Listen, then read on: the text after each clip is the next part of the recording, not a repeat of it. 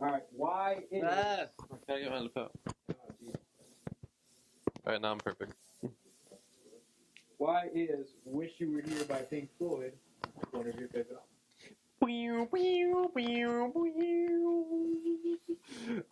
But seriously,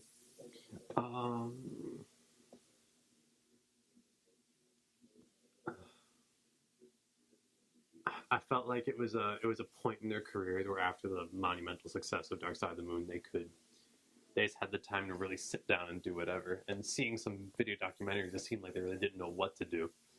But just being given the access and the time that that album allowed them just yielded some really interesting work.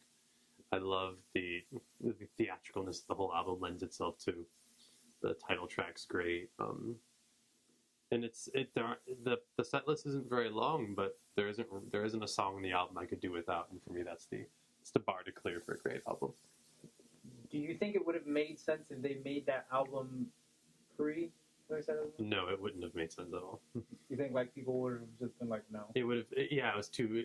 They didn't have a resume to write an album like that. Yeah. You like Dark Side of the Moon is just like hit after hit after hit after hit, and that's great. Not the whole thing, but definitely a lot more listenable stuff that could make its way to the radio. And Wish You Were There had a couple, but especially at that time, it would have been a little too bold a statement for a group like. What song is your favorite off the album? Oh my god, why am I so bad with titles? The opening track, it's Wish You Were Here. I'm an idiot. So my favorite track on the album would be Wish You Were Here. Why? Why? Well, knowing the backstory behind the song helps. It's Sid Barrett and that, all that. But just the chord progression, I think, is fantastic. The tone of the guitar, the hook is just disgusting. I love it. It's the greatest thing ever. And then when I heard it was actually recorded in a giant cathedral hall, and that's how they got the reverb, like, what the fuck? Yeah. That's cool. That's so fucking cool. I didn't know that. Yeah, we don't have that.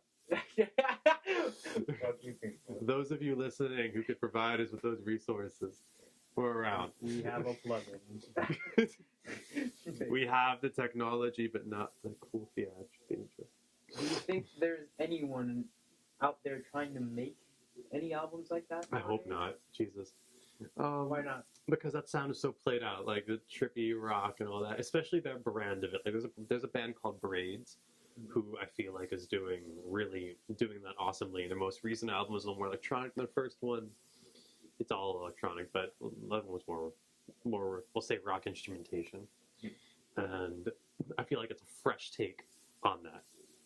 And that was exciting. Her voice is ridiculous. She's already getting featured on other stuff, but that band is great.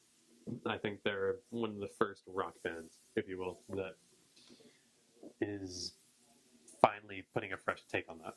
But besides that, I'm sure lots of people have tried, but they were such masters. So why did you choose this album over the obvious Dark Side of the Moon? The obvious Dark Side of the Moon? Yeah.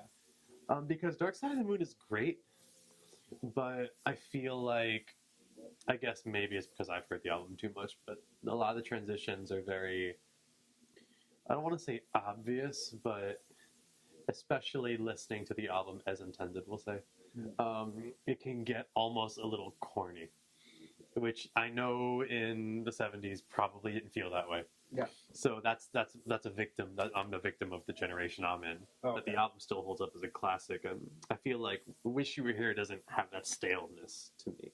Yeah. They're both fantastic albums, and I certainly couldn't do without either. How much influence do you think Wish You Were Here has over the rock world, or do you think overall? Do you think people look back? Well, we'll say Pink Floyd's influence instead of just they've done so much. We'll say Dark Side of the Moon. Yeah. But the influence over the rock world, I'd say not much anymore. I mean, that whole culture is so eschewed, especially from pop rock. Like, I mean, trippy music's always going to be a thing. There's always going to be an audience for it, and they have their own festivals they play at. Yeah.